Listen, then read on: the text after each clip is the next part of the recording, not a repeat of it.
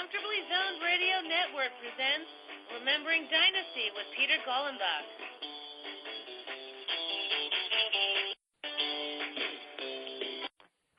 We are back, Remembering Dynasty and a whole hell of a lot more with Peter Golenbock. Peter, how are you this evening? I'm fine, thank you, Ralph. How are you today? Oh, good. Peter, you're nice enough to bring a guest and a friend of yours. Would you be kind enough to introduce him and Sure. tell me a little bit about him? Sure. His name is John Pessah, and he's written a fabulous book called Our Game. And the book is about the last 20 years of baseball history in terms of the relationship between Bud Selig and the owners, George Steinbrenner, one of the leaders of the owners, and the union, the Baseball Players Union. It's a wonderful insight into that relationship. John, are you with us? He's not yet. John! Oh. He's on his way. All right. Right here. Okay. Very good. Yeah. Say hello. Hello. Hello, John. What a Hello. pleasure it is to meet you. Hi, how are you doing? I'm doing quite well. You're an illustrious company, so I'm assuming the way Peter introduced you that he feels the same way about you. And the topic of your book is incredible. Would you tell us a little bit about it, and I'll have you talk to Peter. Sure. Well, basically, the book starts with in 1992 when Bud Selig and the owners pushed Fay Vincent out and basically established that they were going to try to force a salary cap down the throat of the union. And the reason for that is they saw basically a tsunami of money that was going to be coming into baseball with cable, and they saw that the big teams, George Steinbrenner and the Red Sox and the Cubs and those teams were going to make so much money that if they didn't split it, if there wasn't any way for the smaller teams to get money, then they weren't going to be able to compete. And the guy who became commissioner was the owner of the smallest team in baseball, and that's why we ended up with a canceled season, because the way they were going to the way they got the George Steinbrenners to agree to revenue sharing was to take it back in salaries from the players. And that salary cap fight is why we lost one of the greatest seasons that we ever had in 1994. And that 2-year fight is very prominently laid out, from the inside. I basically try to put people, the readers, inside the negotiations, inside the White House when they went to the White House, and inside the meetings that really has never been told before between Bud Selig and Don Fearon, and what led to them shutting the game down and then opening it back up, which we have a Supreme Court justice in part to thank for that. That's right. And then the things that happened that the first 2 years after the strike, there was a 20% drop in attendance, and people were literally throwing things at players when they first came back in Pittsburgh and in Detroit and in Milwaukee. It happened everywhere. And first Cal Ripken helped, and then a Yankee run was a big part of it, and obviously the home run records. Bonds and McGuire, and well, let's not forget Sammy Sosa and Mark McGuire and Barry Bonds. And the interesting thing about that, as John can tell you, was that everybody knew that the players were taking steroids. This was no secret. Not at all. But the fact was that the owners looked in the mirror and they said to themselves, look at all the people who are coming to these games because our players are hitting so many home runs and are playing such exciting baseball. Are we out of our minds to stop this? And they actually took a poll. I know this because I know the fellow who took the poll. They took a poll of the fans and ask the fans, do you care whether the players take steroids? And it was something like 88% of the fans said they didn't care at all. And so that was one of the reasons the owners decided to let it go. Let's face it. I mean, it's the same. It's analogous to the NFL knowing that there's a lot of players who are walking around in their mid-30s who can't remember their names. That's literally true. Right. They knew this in the early '90s. We were doing stories about it, and the owners knew about it and said, "Hey, are we crazy to walk away from this kind of money?" So it was the same thing with steroids. I'll tell you a story that kind of drives the point home. I was talking to a player who said, "Look, anybody with two eyes that worked knew that this was going on because you literally saw the poison coming out of their bodies." And what he was talking about was the acne of players who were cycling, because you go 2 weeks on, 2 weeks off, and he said it was way more prevalent than people knew, and everybody knew what was going on. I mean, I saw a certain player on a team that will go nameless, but a very high-profile player who I'll leave it at that. Who from the bottom of his back to the top of his shoulders was, and this was in 1996, was completely full of acne, and I was ignorant to this. And my wife is a pharmacist, and I went and I said, you would think someone who was making, because he's a big star, millions and millions of dollars, would go to a dermatologist to get it taken care of. But, they were, money talks, and, an awful lot of players were taking it, and there was pressure from, for players to take it, or else they were going to lose their jobs. I mean, I can't tell you how many players told me that they're 34, 35 years old, and they're sitting down with general managers, and the general manager says, we can't afford to keep you at a power position. You need to get bigger. Well, what are you telling someone who's 31, 32, 33 years old about how are they getting bigger at that age? Right. And now they're keeping these people out of the Hall of Fame. Yeah. I mean, please. The whole scapegoating. I mean, look. There's no love lost here for Roger Clemens and Barry Bonds, and I don't condone illegal behavior, and taking steroids was breaking the law.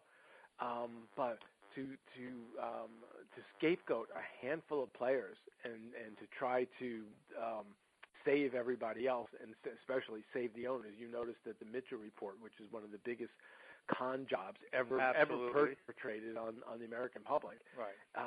Tell me more about that. Why was it that, and how was it more extensive? Should have there been more players on there, or what was that about? Let's stop with. We can talk about more players, but tell me how many owners were named in that report, and how many agents were named, and agents were one of the great facilitators. He went almost 2 years without anything, and then the government wanted, had Roger Clemens, but they couldn't prosecute him because the statute of limitations on what he was doing had run out. Even if what McNamee said was true, which we don't know for sure, but regardless, the statute of limitations had run out. So they couldn't do anything. So suddenly now you have a government is now helping a private investigation. And let's be honest about what the Mitchell report is. The Mitchell report is nothing more than a corporate law firm doing damage control, crisis management. It happens every time. Every time when Volkswagen has a problem, they hire someone like George Mitchell to come in and to stem the damage. When any company has a problem, they hire people like George Mitchell, who has connections in the government, and they do a report which highlights, this person, that person. It's never the people in charge. Those people, it's like, well, how did this happen on your watch? Well, these are the things that it was impossible for them to tell, and they pay hundreds of thousands of dollars and millions of dollars to these lawyers who write these kinds of reports, and that is what the Mitchell report was.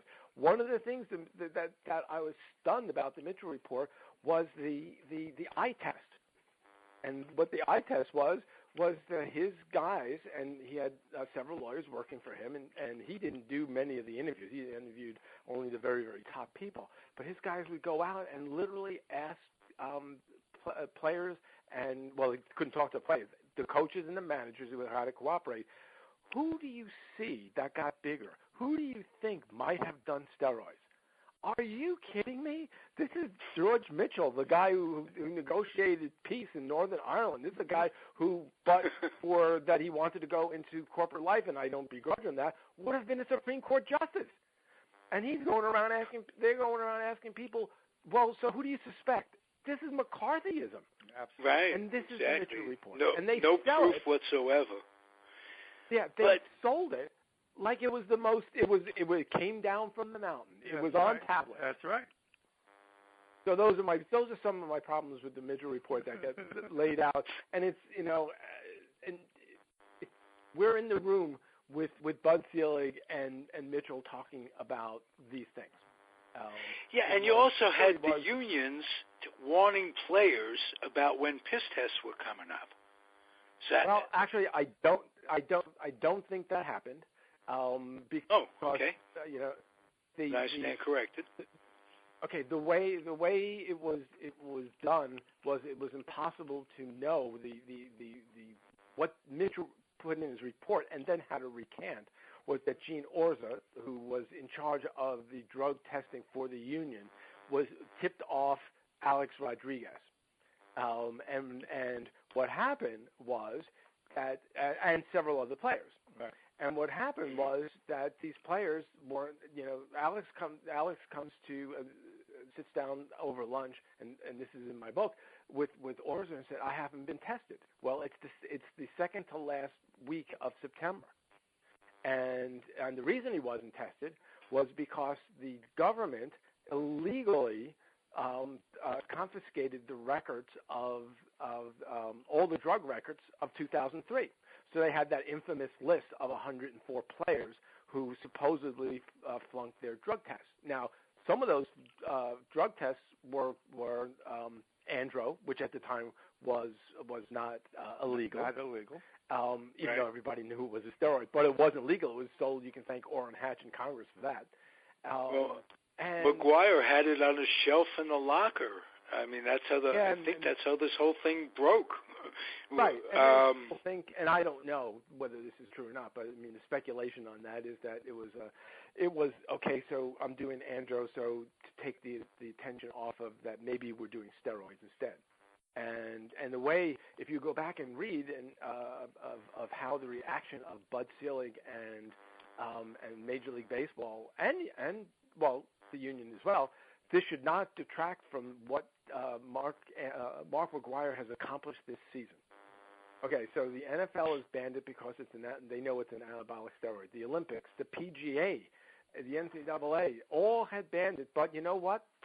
Congress had deregulated the supplement industry, and so about 20% of all those kinds of supplements have everything from amphetamines to steroids to God knows what, because it's not regulated anymore, and that's how you got andro.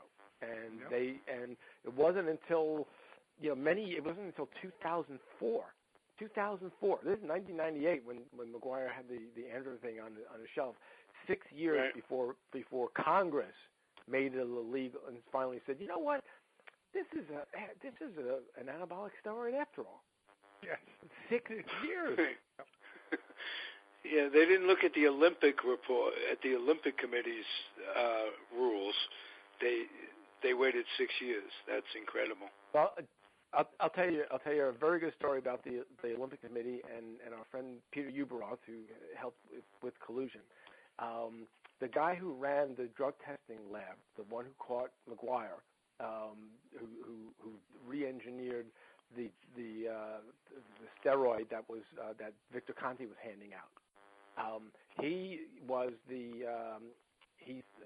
Uberoth set up the lab for the 1984 Olympics, and 24 Americans flunked their drug test. 12 were announced. The other 12 weren't announced because want to announce all those. And this is something that he is on the record in the Los Angeles Times Magazine. I talked to him about it as well. He goes, yeah, they didn't want to announce those other 12 players. I mean, other 12 athletes. Yep. This stuff goes on, and if you don't think that people in football take steroids, and football is absolutely obvious. I mean, right. I mean, and they almost endorse it. I mean, right. These guys with the video games, and this guy is mammoth, and that guy is mammoth. When did this start? Did it start much earlier? Did the steroid thing, like, I know that there was talk in the 50s about women's German team, East German women looking like hairy and big. I mean, they were developing it because, I mean, this is back in the Cold War, communism versus capitalism, and so the Olympics are basically a marketing device for your philosophy. So if you're winners in the Olympics, well, you must be winners in what you do. So yes, they were literally women who looked like men who were taking steroids. Well, I was going to do a book with one of the track coaches of the U.S. Olympic team in the late 80s, and he had gone to East Germany, and he had figured out exactly why the East Germans, both men and women, were doing as wonderfully as they were doing, and it was totally this tremendous steroid program where they were stacking these things like crazy. And in fact, a lot of the East Germans, some of them have died because of their overuse of steroids back then. But he came back to the United States, and he started putting the United States track stars on the same regimen. And he had subsequently was banned for life for ever coaching in the Olympics ever again. But he had 6 or 7 of his pupils who won gold medals. Apparently, it's very easy if you're a reasonably decent chemist. It's very easily to play with the testosterone molecule and just change a few things around, and it can't be detected. I mean, the only reason that they got the drug that Conti was handing out was because Conti kicked out Tim Armstrong and Marion Jones and their coach from his club because Armstrong refused to pay him $25,000 that he owed him. So they had a spat. Right. So these guys they took what it's called THG. That's what they called it. They took what they had, and when they ran out, the coach sent the hypodermic with a trace of the THG to the U.S. Olympic Committee, and then left a voicemail with it and said that Victor Conti is handing this out to his athletes. Now, he was a really good track coach, but not very bright because he was from Jamaica, and it wasn't really hard to tell who sent that. I mean, his athletes also using it. And the irony of this is that his wife is a DEA agent, and he illegal drugs to his runners. But that's how that broke. It was over a fight over $25,000, just like the guy who turned in Steve Rose. Alex Rodriguez was over $4,000. That's right. Can you imagine if Alex would have found out about that? He would have paid the guy $400,000. Oh, sure. He would have wiped out that debt. He would have set him up, and all that stuff never would have come out. But it was over $4,000 that Tony, what was his last name? I forgot. Yeah. But the guy who was giving Alex his steroids, that's how it became public. And they were selling. I mean, baseball paid $100,000 for that information. They did. He paid $4. The debt was $4, and baseball ends up paying $100.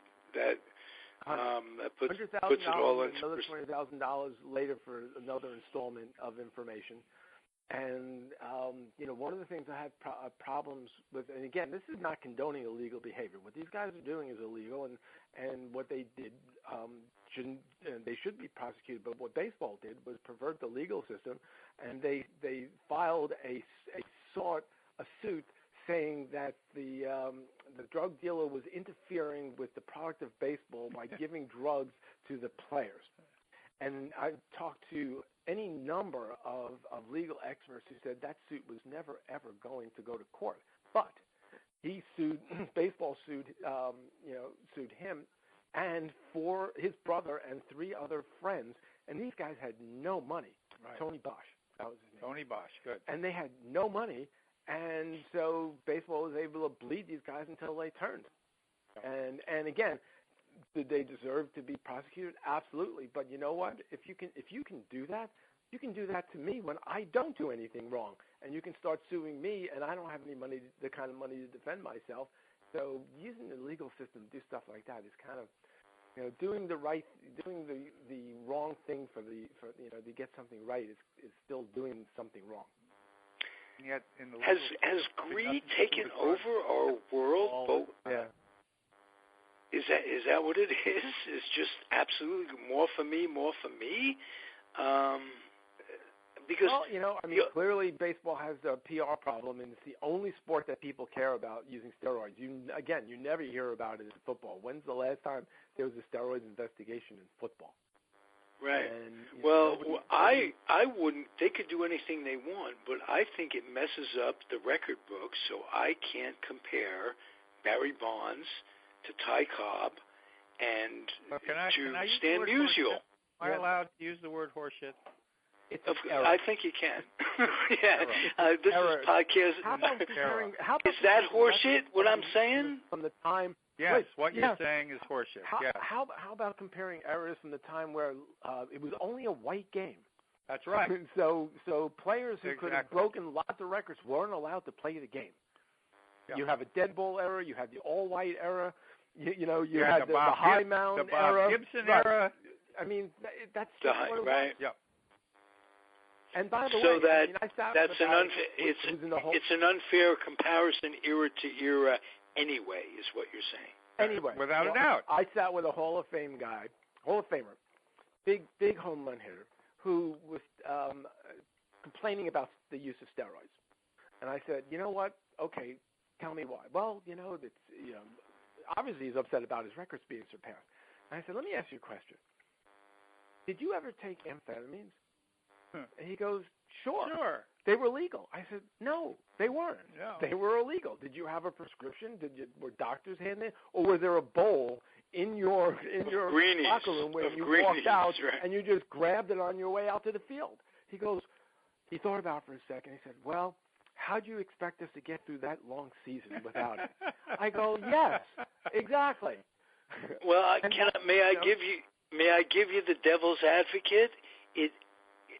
Amphetamines don't change the chemical makeup of your body. I will tell you, no. I'll tell you two. First of all, amphetamines make you concentrate, and boy, these people need to concentrate. Do not go to a baseball game, a day game after a night game, because these guys aren't taking amphetamines and they have no energy. That's right. And they can't play. And they'll tell you, this would have been a 4-greeny day. And there was, you ever read the report about, and this is in my book, about when they caught Jason Grimsley, who pitched for a bunch of teams, the Yankees included. He was talking about the leaded and unleaded coffee in the locker room, the one that had amphetamines in it and the one that didn't have amphetamines in it. And I've had any number of managers tell me that the drop in home runs has more to do with the ban on amphetamines than it does on the ban on steroids. And I've heard the same thing. Everybody took amphetamines. Our whole country, by the way, takes amphetamines. My wife again. The amount of Adderall that's out there is unbelievable. If you took Adderall off the market, Wall Street would collapse. Okay, but absolutely collapse. True. That's funny. I understand too. But can you address the literal change in your chemical makeup as opposed to a short-term drug that can't overuse of that can be just the opposite in terms of your performance. Just like in driving on speed, there's a rapid come down. When are you going to get that come down? In the 6th inning? In the 8th inning? That kind of thing. Speed has.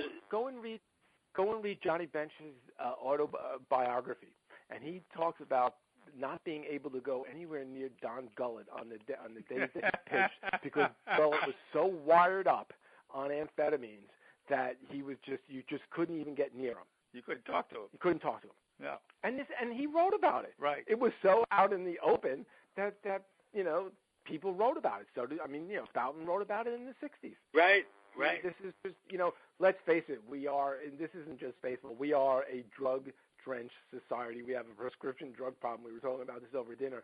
That is in this country that's off the charts. So why would we think that athletes were any different than any other American? And we still have a drug war going on. We still have a drug war going on that causes the craziness between Mexico and the United States. It interferes with the immigration system. Yeah, we wouldn't have that problem if we didn't have the demand on this side of the fence. That's right. That's true. Right. That's true. Which came first, the chicken or the egg? And right. Yep. It's like that Henry Ford. You meet what people want. You provide what people want. So what do you see? Run out of time. Do you see legalization across the board? I think that would be great if it could be prescribed. People have a drug problem, prescribe it. Let them get help. Let them get counseling to see why they have a drug problem. But to fight it and to make it a black market thing, I don't think that helps. Helps society, let alone baseball. American war on drugs has been a big failure. Yes, the war on drugs has been a big failure and led to the greatest incarceration in the history of the world. Mostly a war on African Americans, quite frankly. Yes. Absolutely. Like 25% of every adult African American walking around has spent some time in prison. 25%. More in prison than in college. Right. Sure. And if you want to take it one step further, unfortunately, in the last 8 years, it's been open season, and you're allowed to kill black people now and not go to jail. That's right. Right, especially if you're a police person and you have a gun and a badge. They just you don't even need to be a police person. Well, it helps sometimes. It seems like it helps. For crying out loud. Yeah. What was his name? George Zimmerman. Yeah, you can Zimmerman. George Zimmerman. Kill people. Well, he was kind of a militia guy himself. He thought he was like a guard of that area, and he took on. Yep. Go ahead. No, there's nothing much more to say about old George. Yeah. Oh, yeah. George is, and he never spent time in jail. One last sports question you have? Sure. No, go ahead. No, your sports. No, I want. Sports question from you. Do I have one last sports question of you both? Yeah. What do you see? What do you see coming? What do you see coming out of this? What do you see coming out of the baseball drug problem? Do you see them going, mea culpa, we were wrong, we copped to it, let's give the players, the Palmeiros, I don't think McGuire should be in the Hall of Fame anyway. Well, those are kind of separate subjects, especially since baseball has no control over the Hall of Fame. It's a separate entity, and it's the writers who vote on it. And it's kind of ironic that writers who kind of saw things happening, and a lot of writers who made money ghosting books for players who are hitting 40 home runs now have moral indignation that these people dare take steps.